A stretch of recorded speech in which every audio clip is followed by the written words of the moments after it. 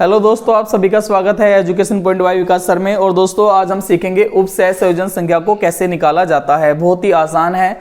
और उपसह संयोजन संख्या किसको कहते हैं? धातु आयन से जुड़े हुए जितने भी दाता परमाणु हैं की संख्या जो होगी वो हमारी उपसह संयोजन संख्या कहलाती है। आइए पता करते हैं इसमें। तो धातु जो होगी हमारी, जो धातु आयन होगा यानी कि केंद्रीय धातु परमाणु जिसको हम बोलते हैं या आयन होगा, वो हमारा ये है। और इसमें जो जुड़े हुए लिगेंड होते हैं उनको बोलते हैं हम दाता परमाणु। अब देखो यहाँ पे जो हमारा ऑक्जुलेटो है, इसकी ऊपर जो चार्ज थे वो कितने थे? -2। ठीक है, तो -2 किसके ऊपर था? एक मोलिक्यूल्स के ऊपर, एक अणु के ऊपर। और यहाँ कितने हैं? 3। तो इसके जो हमारी उपसंयोजन संख्या कितनी हो गई? 6 हो जाएगी। अब यहाँ देखते हैं जो EN था हमारा और क्लोरीन। अब बात करेंगे यहाँ पे दंतता के आधार पर। क्लोरीन हमारा एक दंतती है, तो यानी कि कितने क्लोरीन है? 2। तो उसकी कितनी हो जाएगी? 2।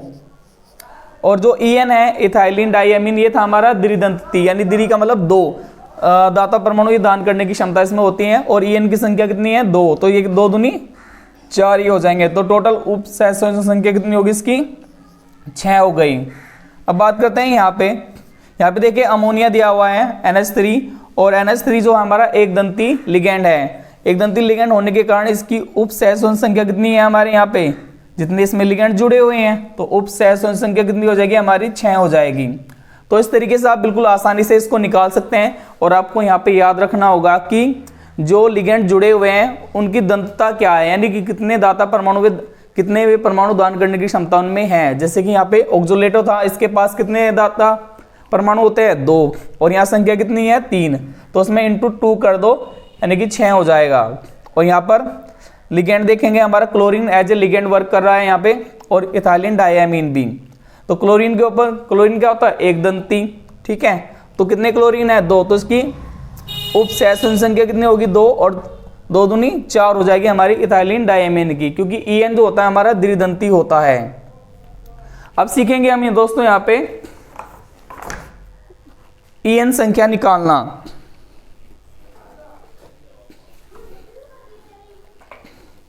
EN संख्या को कैसे निकाला जाता है, एक बार आप इसको नोट कर लीजिए।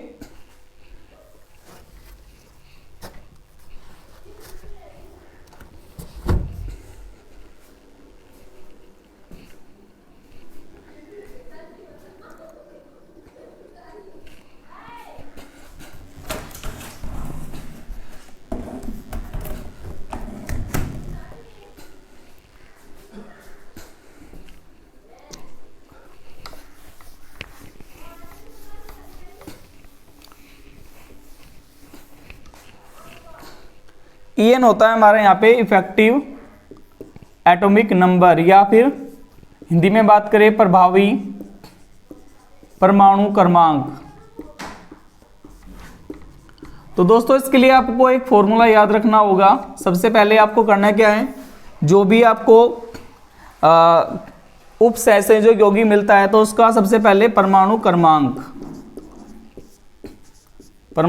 आप लिख लेंगे, माइनस उसके बाद आप लिखेंगे यहाँ पे धातु की ऑक्सीकरण संख्या लिखेंगे, प्लस में 2 और गुणा में कर लेंगे आप उपसंयोजन संख्या।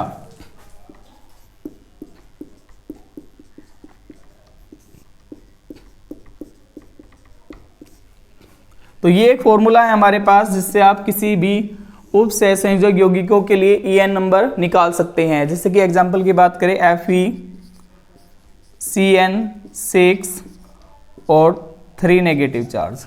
तो सबसे पहले हम देखेंगे परमाणु क्रमांक। जो भी केंद्रीय धातु परमाणु है हमारे पास, उसका परमाणु क्रमांक कितना है? इसका Fe का होता है 26, माइनस, अब देखो ऑक्सीकरण संख्या जितने चार्ज है उतनी हमारी ऑक्सीकरण संख्या है, प्लस में 2 लगाएंगे। अब देखेंगे CN जो होता है हमारा एक दंती होता है, और कितने CN है? 6। तो इंटू में कर लेंगे 6। तो अब घटाएंगे पहले 24, इनकी मल्टीप्लाई कर लेंगे, तो टोटल कितना आ जाएगा हमारा यहाँ पे? ये आ जाएंगे हमारे 23, और 12 कितने हो जाएंगे हमारे? टोटल 35। तो EN नंबर कितना आ गया हमारा यहाँ पे? 35 आ गया। चलिए दूसरा सीखते हैं ऐसे ही।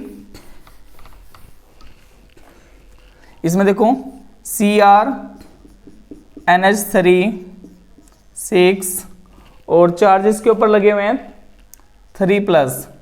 सबसे पहले क्रोमियम का परमाणु क्रमांक आपको याद करना पड़ेगा, 24 होता है, माइनस ऑक्सीकरण संख्या जितने चार्ज हैं प्लस में 2, उप सहसंयोजन संख्या मैंने अभी आपको बताया कि ये हम निकालते हैं दंतता के आधार पर। तो जो NH3 होता है हमारा एक दंती लिगेंड होता है और उसके पास कितने NH3 हैं 6, तो इनटू में 6 कर लेंगे, घटाएंगे कितना आएगा 23 और 6 दूनी 12, टोटल कितना आ जाएगा हमारा 35।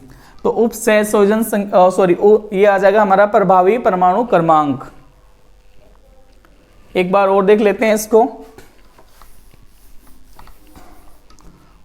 इस बार हम ले लेते हैं कोबाल्ट, ठीक है, और यहां पर NH3 6 और 3 पॉजिटिव चार्ज लगे हुए हैं। कोबाल्ट का परमाणु क्रमांक कितना होता है हमारा 27।